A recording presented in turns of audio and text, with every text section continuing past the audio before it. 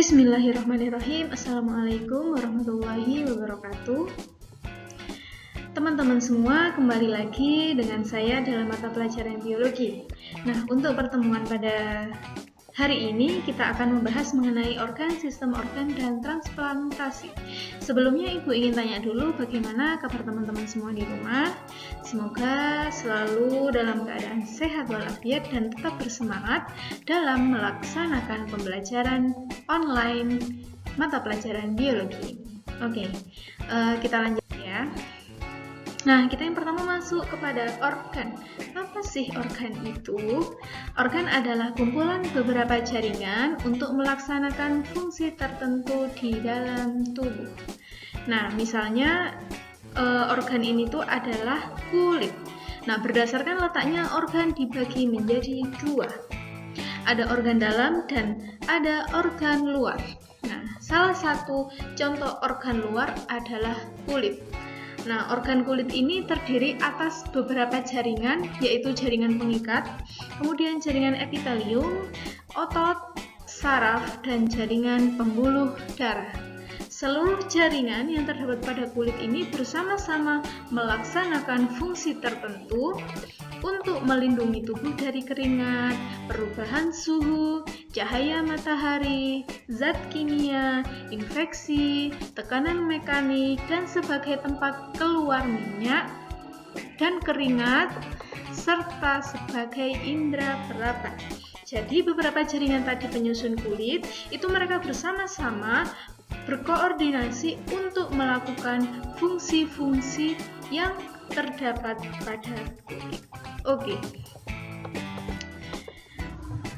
Nah, untuk organ dalam contohnya adalah usus. Oke. Nah, di dalam usus sendiri dia ini merupakan organ penyusun sistem pencernaan yang tersusun dari beberapa jaringan.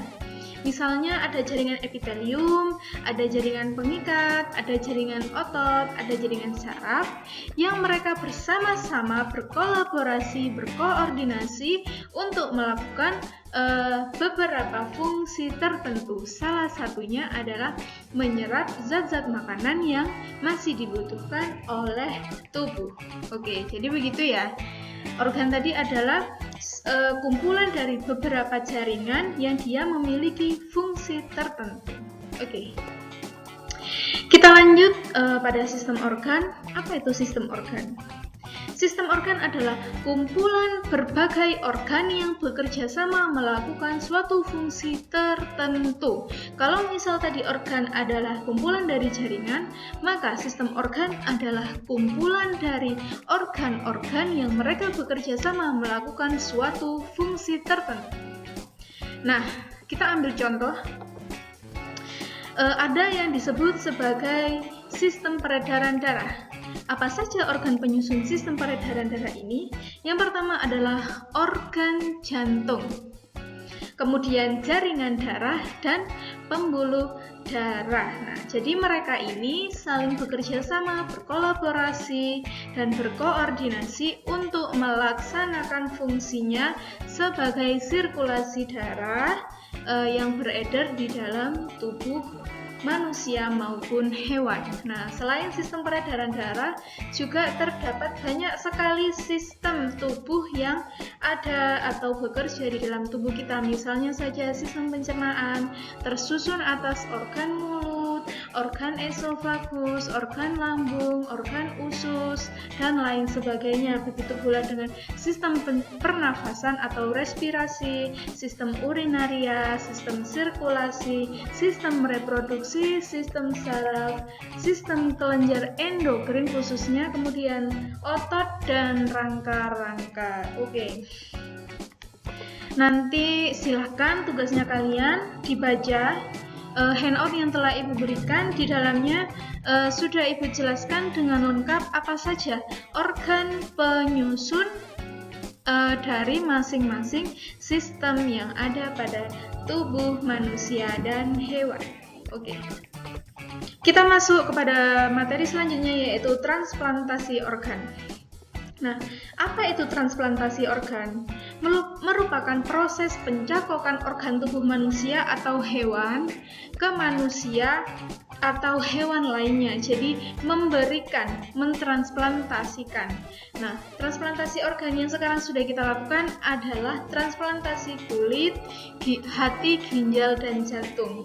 Nah, dalam proses transplantasi sendiri diperlukan kecocokan gen antara organ dari pendonor dan resipien. Jadi harus cocok. Nah, ketika terjadi ketidakcocokan gen, maka akan terjadi penolakan dan menyebabkan kegagalan dalam transplantasi. Nah, transplantasi ini paling aman jika jaringan atau organ yang ditransplantasikan itu berasal dari tubuh sendiri. Jadi mengurangi resiko ketidakcocokan gen, sehingga mengurangi pula resiko kegagalan dalam kegiatan transplantasi.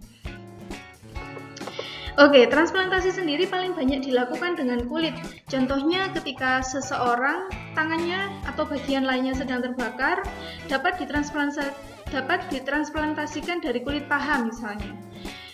Nah, setelah proses transplantasi berlangsung, akan terbentuk jaringan baru yang menutup luka dan selanjutnya diikuti proses vaskularisasi atau proses munculnya pembuluh darah baru yang akan menyusup atau bersatu ke jaringan baru dan akhirnya menyatu dengan jaringan yang lama. Oke, kita lanjutkan. Yang terakhir adalah stem cell. Apa itu stem cell? Nah, stem cell ini bisa disebut dengan sel punca. Mereka adalah sel yang belum terdiferensiasi dengan sifat dasar. Yang pertama, mempunyai kemampuan untuk berdiferensiasi menjadi sel khusus yang matang atau matur. Misalnya sel saraf, sel otot jantung, sel darah, dan lain sebagainya. Kemudian yang kedua adalah mampu memperbarui diri atau meregenerasi. Nah, salah satu contoh mekanisme sel punca adalah pengobatan stem cell pada kasus sirosis atau pengerasan hati. Apa saja sih manfaat stem cell ini? Yang pertama, melakukan regenerasi sel yang sudah mati.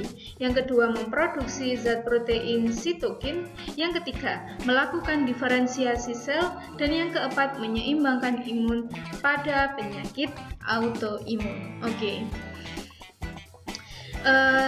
Sudah habis materinya. Silahkan teman-teman semua dipelajari dari awal, dari jaringan hewan, kemudian organ, sistem organ, kemudian ditambah dengan transplantasi dan stem cell. Dipersiapkan semua materinya. Pekan depan kita akan laksanakan ulangan harian. Oke, terima kasih atas perhatian teman-teman semua. Selalu semangat belajar dan jangan pernah menyerah untuk menuntut ilmu. Terima kasih dari saya. Wassalamualaikum warahmatullahi wabarakatuh.